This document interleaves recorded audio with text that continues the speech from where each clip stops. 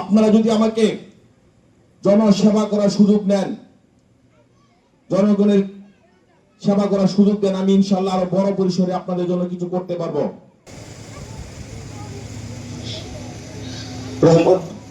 রহমত আলী নায়েব সাহেব আমাদেরকে সুশিক্ষায় শিক্ষিত করার জন্য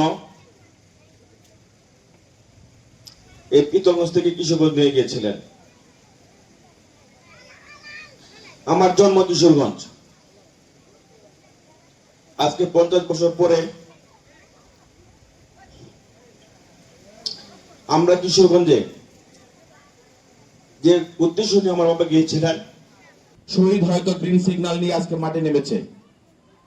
গত পরশুদিন আমার রাজনৈতিক অভিভাবক, গণপ্রজাতন্ত্রী বাংলাদেশ সরকারের মাননীয় প্রধানমন্ত্রী, বিএনপির চেয়ারম্যান জননেতা জনাব তারেক রহমানের এক সময়ের একান্ত সচিব, বর্তমান সংসদের হুইপ, উনি সহ আরো 2-3জন মন্ত্রী ছিল যাদের নাম আমি বলতেছি না, এবং আমার সংগঠনের যিনি সভাপতি, গোপালগঞ্জ টুঙ্গিপাড়া থেকে যিনি সাংসদ নির্বাচিত হয়েছেন জনাব এস.এম. জিলানী ভাই, ফরিদপুরে বিএনপির সাংগঠনিক সম্পাদক সেলিমুজ্জামান সেলিম ভাই, আমাদের কিশোরগঞ্জ জেলা বিএনপির সভাপতি এবং ময়মনসিংহ বিভাগীয় সাংগঠনিক সম্পাদক জননেতা জনাব শরীফুল আলম আলম ভাই, যিনি প্রতিমন্ত্রীর দায়িত্ব পালন করছেন।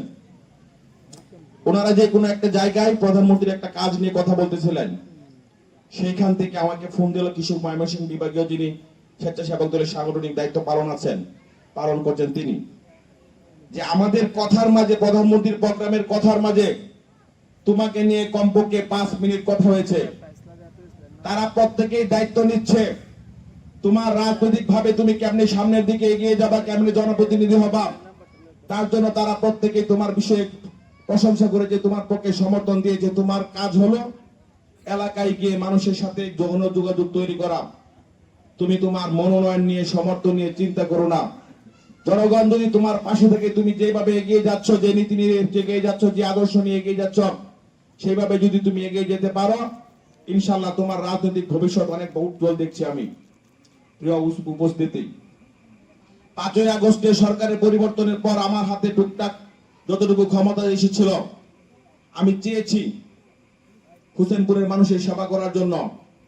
হোসেনপুরের যারা আমার কাছে গিয়েছে, তারা যে সমস্যা নিয়েছে, সেই সমস্যা সমাধানের আমি চেষ্টা করেছি। যদি না পারছি, অন্তত মুখে হাসি মুখে তাদেরকে বিদায় দিয়েছি। আমি কিশোরগঞ্জ 1 আসনের মাননীয় সাংসদ জনাব মাজহারুল ইসলাম মাজহার ভাইয়ের একান্ত সহযাত্রী হিসেবে নির্বাচনের আগে আপনাদেরকে নিয়ে, সাথে নিয়ে প্রত্যন্ত অঞ্চল, হোসেনপুরের প্রত্যন্ত অঞ্চল ঘুরে বেরিয়েছি। যে কথাগুলো দিয়েছিল মাজহারুল ইসলাম মাজহার ভাই, আমরা যে কথাগুলো দিয়েছিলাম তা অক্ষরে অক্ষরে পালন করার চেষ্টা করছি। আপনারা যদি আমাকে জনসেবা করার সুযোগ নেন, জনগণের সেবা করার সুযোগ দেন, আমি ইনশাআল্লাহ আরো বড় পরিসরে আপনাদের জন্য কিছু করতে পারবো। হোসেনপুরের উপজেলা পরিষদ থেকে নেবার মতো আমার কিছু নেই। আমি 50 বছর পরে রক্তের টানে এখানে ফিরে এসেছি। অনেকে আমাকে বলেন আমি কিশোরগঞ্জ রাজনীতি করি, কেন এসেছি? বাস্তবিকতা হলো, আমার বাবার নারী পুতার সাহেবের চরে পিতলগঞ্জ আমাকে টানে। যখন সাহেবের চরের মাটিতে আমি পা দিই, তখন আমার ইচ্ছা হয় আমি জুতা খুলে খালি পায়ে হাঁটি। 6টা ইউনিয়ন, একটা পৌরসভায়, অনেক জায়গায় ঘুরে বেরিয়েছি। যদিও নির্বাচনের মাঠে আমার পদচারণা হয়তো গত 1 মাস হয়েছে, কিন্তু আপনাদের ভালো লাগায়, ভালোবাসায়, আপনাদের প্রচারণা ইনশাআল্লাহ অন্য যে কি হচ্ছে আমি এগিয়ে আছি। আমি আজকে কথা দিচ্ছি, আমার চেয়ে যোগ্য যদি কেউ থেকে থাকে, শিক্ষায়, দীক্ষায়, বংশ মর্যাদায়, সততায়, নিষ্ঠায়, কর্মদক্ষতায় যে কেউ যদি আমার থেকে যোগ্য থেকে থাকে, আমি আপনাদেরকে বলবো, চলেন ওনাকে আমরা উপজেলা চেয়ারম্যান নির্বাচিত করি। যদি আমি সবার চেয়ে যোগ্য হই, আমি আপনাদের কাছে দাবি রাখছি, আমাকে হোসেনপুর উপজেলাবাসীর সেবা করার সুযোগ দিন। আমি হোসেনপুরের মানুষের জন্য কিছু করতে চাই। বিএনপি গভর্নমেন্ট এসেছে মাত্র 6 মাস হয়েছে, আরো 4.5 বছর সময় সামনে বাকি।